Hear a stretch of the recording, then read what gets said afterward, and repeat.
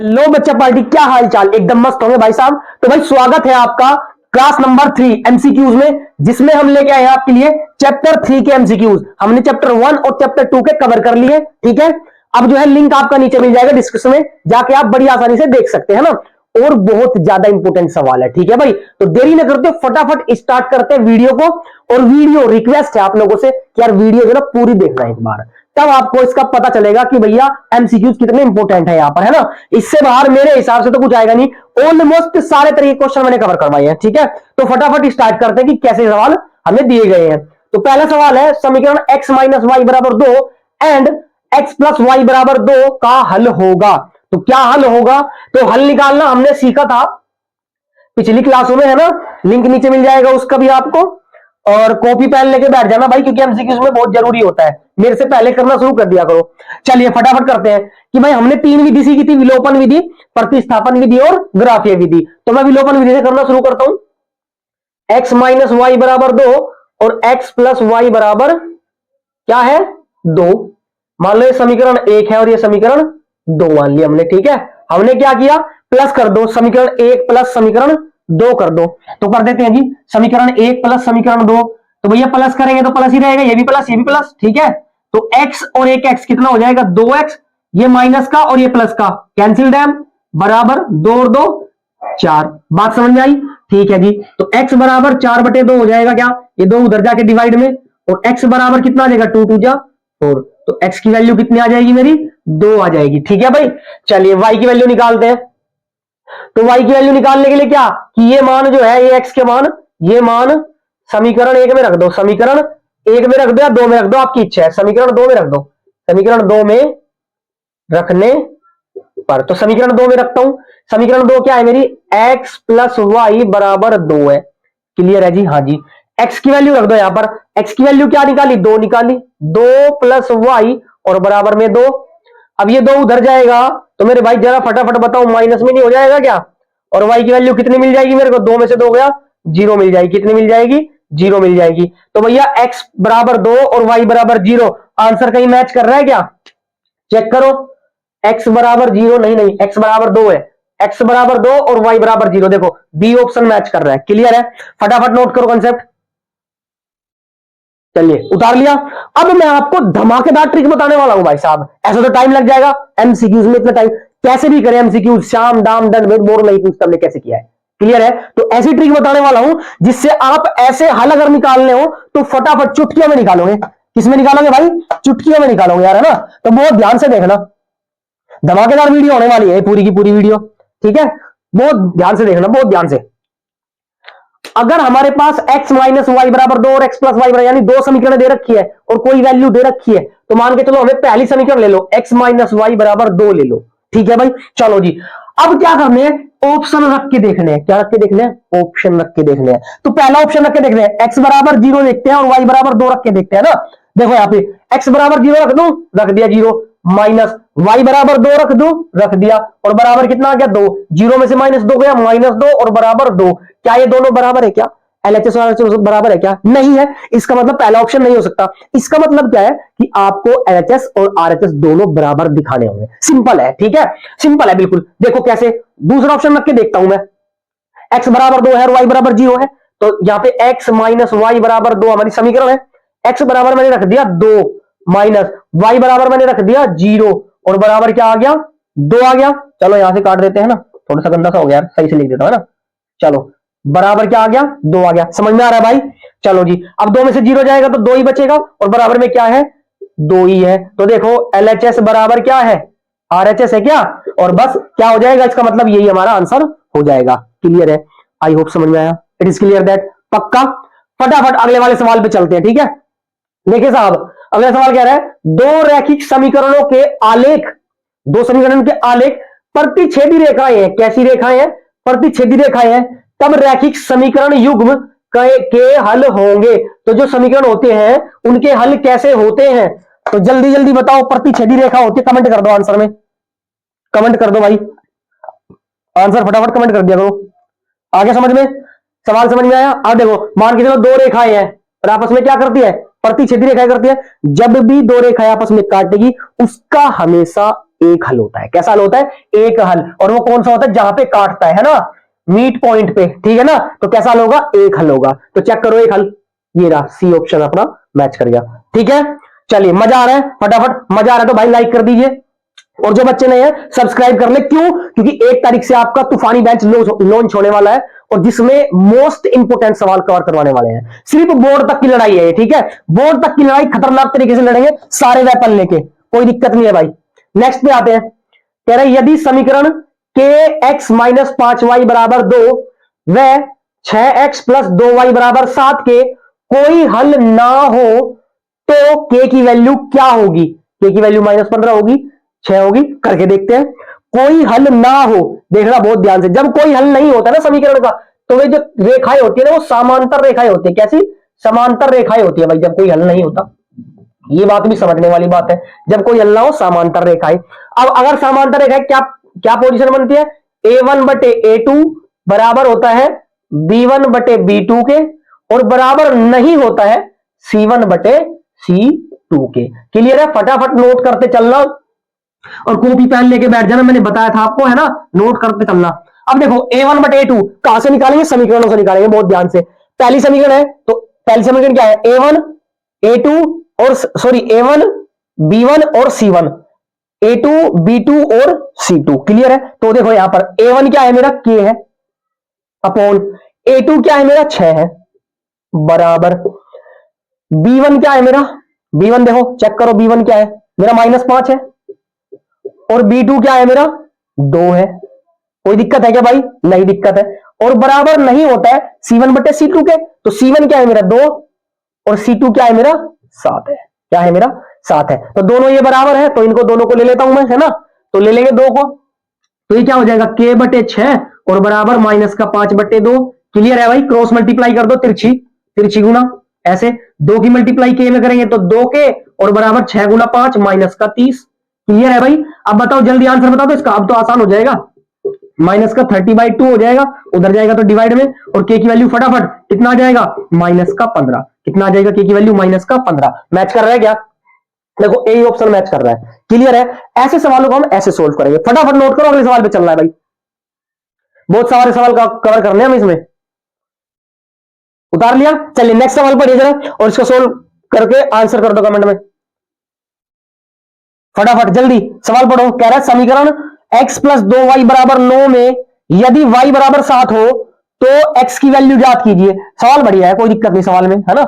हर तरीके का सवाल इसमें कवर कराने वाला हूं भाई मैं, इससे बाहर नहीं आने वाला मेरे हिसाब से। तो देखो ले लेते हैं फटाफट, मैच कर लेना फिर। 2y बराबर 9 है हमारा, है ना। और इसने कह रहा है कि y बराबर 7 दिया है। y बराबर क्या दिया है हमें?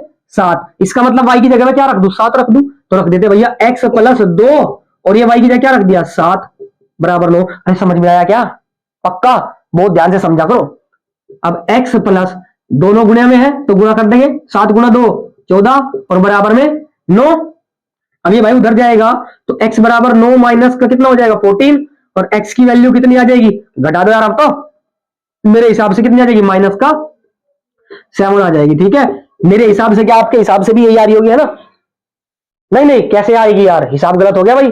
चलो लाला जी नहीं बनते यार, है ना, हिसाब किताब में वो ही अच्छे होते हैं। 9 में से 14 जाएंगे तो 5 बचेंगे, है ना, और वो भी माइनस वाले 5। ठीक है, माइनस की वैल्यू बड़ी है। क्लियर है भाई? मैच कर रहे हैं क्या? ए बी, बी मैच कर रहे हैं, देखो यहाँ पे बहुत ध्यान से। नेक्स्ट पे आते हैं। समीकरण x माइनस 2y बराबर 0 तथा 3x प्लस 4y बराबर 10 का हल होगा। तो हल होगा भैया, पहले वाला सवाल है, पहले वाला सवाल है। क्या करना है? सीधे क्या करना है? सीधे ऑप्शन मैच करके फटाफट आंसर निकाल दो। जल्दी फटाफट कमेंट करो इसका आंसर, जल्दी करो, है ना। या होमवर्क दे दूं? ये होमवर्क कर लोगे? कोई दिक्कत है? करना चाहिए वैसे तो, होमवर्क है। चलो फटाफट होमवर्क है ना। नेक्स्ट सवाल पे देखते हैं हम लोग, फटाफट कर लेना तुम्हारे लिए ये सवाल। तो भाई देखते हैं नेक्स्ट सवाल हमें क्या दिया है। छठा कह रहे ज्ञात करो कि रैखिक समीकरणों का युग्म 2x माइनस 3y बराबर 8 तथा 4x माइनस 6y बराबर 9 है। तो कैसे है? संगत है, असंगत है, दोनों है, या सभी है? इनमें सभी है, तो सभी तो हो नहीं सकते, है ना। तो क्या करें? ये तो दोनों भी हो सकते हैं, संगत या असंगत भी हो सकते हैं। चलो ध्यान से करते हैं हम लोग कुछ सवाल, देखते हैं इसका तरीका। क्या है, कैसा है? तो देखो, अगर संगत होते हैं समीकरणों के युग्म, अगर संगत होते हैं तो सब वैल्यूज बराबर आती है, इक्वल इक्वल आती है, ठीक है ना। और अगर असंगत होते हैं तो फिर कोई भी बराबर नहीं आता, मतलब एक भी हल नहीं आता है। क्लियर है? चलिए देखते हैं, संगत है कि असंगत है, बराबर आएंगे या नहीं आएंगे। तो क्या होता है अगर संगत है असंगत हो, तो भैया a1/a2 बराबर b1/b2 और बराबर होता है c1/c2 के। ठीक है भाई, ये बात तो हो गई संगत की। चेक करते हैं ऐसी बात पॉसिबल है क्या। देखो मैं लिख देता हूं यहां पे, ये a1 b1 c1, a2 b2 c2 है ना। और कोई बच्चा पढ़ रहा है जिसका नाम हो टी2 चलो कोई बात नहीं अब देखना जरा बहुत ध्यान से, a1/a2, तो a1 कितना है मेरा 2 और अपोन में a2 कितना है मेरा, कहा गया a2, ये रहा a2, ठीक है भाई। a2 कितना है मेरा 4 बराबर b1/b2, तो b1 कितना है -3 और b2 कितना है मेरा -6 बराबर c1/c2, तो c1 कितना है मेरा 8 और c2 कितना है मेरा 9। तो चेक करते हैं भैया, 2 एकम 2, 2 दूनी 4, तो 1/2 बराबर, ये कैंसिल हो गया, 3 एकम 3, 3 दूनी 6, 1/2 बराबर, क्या 8 से कटेगा क्या किसी पे, तो भैया ये तो बराबर हो गए, बट ये बराबर नहीं हुए हैं। इसका मतलब ये संगत तो नहीं है। जब ये संगत नहीं है, कॉमन सेंस लगाओ, जब ये संगत नहीं है तो ये दोनों कैसे हो सकते हैं, नहीं हो सकते। और सभी कैसे हो सकते हैं, पॉसिबल ही नहीं है। तो बचा क्या, है ना, बचा क्या बाबूजी, क्या बचा, असंगत बचा। क्या बचा, असंगत बचा। समझ में बात आई क्या? यस सर समझ में बात आई। क्लियर है? हाँ जी क्लियर है। तो ये हमेशा असंगत ही होता है, ये हमेशा असंगत का ही रूल होता है। क्लियर बात है। नेक्स्ट पे चलते हैं। यदि दो चर वाले समीकरणों का आलेख संपाती हो, दो दो चर वाले समीकरणों का जो आलेख खींचा है वो कैसा हो, संपाती हो, तो क्या होगा, तो उनके हल कैसे होंगे, 1 होंगे, 2 होंगे, 3 होंगे, 10 होंगे, अनगिनत होंगे, कितने होंगे भाई, है ना। तो संपाती का मतलब समझो, संपाती रेखाएं वो होती है जो, ये तो एक रेखा है और इसी के ऊपर एक रेखा, एक रेखा के ऊपर दूसरी रेखा। तो देखो कितने बिंदु पे काटेगी यार, क्या पता कितने बिंदु पे काटेगी, हमें तो पता नहीं, 1 बिंदु 2 बिंदु, तो आंसर विल बी अनगिनत। कितने हैं, अनगिनत, इनफाइनाइट बिंदु पर काटेगी, उसके हल कितने हो जाएंगे, इनफाइनाइट हो जाएंगे। क्लियर है बात। चलिए नेक्स्ट पे आते हैं। दो संख्याओं का योगफल 8 तथा अंतर 2 है। सवाल बड़ा ही प्यारा है ना, कभी कभी एमसीक्यूज में पूछ लेता है और कभी कभी 2 नंबर में पूछ लेता है, ठीक है। तो भैया क्या करना है, कर दे यार। कह रहे हैं दो संख्याओं का योगफल कितना है, 8 है। मान लो दो संख्या, एक एक्स है दूसरी वाई, और उनका अंतर क्या है, उनका अंतर बोले तो माइनस होता है, कितना है 2 है। समीकरण 1 समीकरण 2, विलोपन विधि लगाओ, खत्म करो, या फिर बताया था आपको दासो ट्रिक कि क्या करेगी, क्या लगा दे, ऑप्शन लगा दे, है ना। ऑप्शन देख के चेक कर लेता है। समीकरण 1 रखते हैं, x + y = 8, यानी LHS बराबर RHS दिखा देंगे हम, तो हमारा काम बन जाएगा। तो ए ऑप्शन लेते हैं, 6 और 2, यानी 6 और 2, x कितना है 6 और 2 क्या है y, तो x की जगह रख दो 6 और y की जगह रख दो क्या 2, और बराबर क्या है 8, तो 6 और 2 8, 8 बराबर 8। ओ माय गॉड, ओ तेरी, ये तो भैया पहला ही मैच हो गया, है ना, पहला ही मैच हो गया। देखो 8 बराबर 8 आ रहा है, क्या दिक्कत है। तो इसका मतलब LHS बराबर RHS, तो हम कह सकते हैं कि भैया क्या हो जाएगा, ये आंसर हो जाएगा क्या हमारा मैच। हाँ हो जाना तो चाहिए यार, क्या दिक्कत थी। चलो देखते हैं यही है क्या या कुछ और है भैया, एक बार विलोपन विधि से भी देख लेते हैं। क्लियर बात है। चलो एक बार देखते हैं फटाफट। क्या करते हैं कि भैया दोनों को जोड़ देते हैं, तो 1x और 1x क्या हो जाएगा 2x, और ये कैंसिल हो जाएगा और ये हो जाएगा 8 और 2 10, और x की वैल्यू कितनी आ जाएगी मेरी 5। ओ माय गॉड, तो मतलब 5 किसमें बैठ रहा है, इसमें बैठ रहा है भैया 5। चलो ये मान समीकरण 1 में रख देते हैं। समीकरण 1 में अगर मैं रखूं तो कितना बनेगा, चेक करो।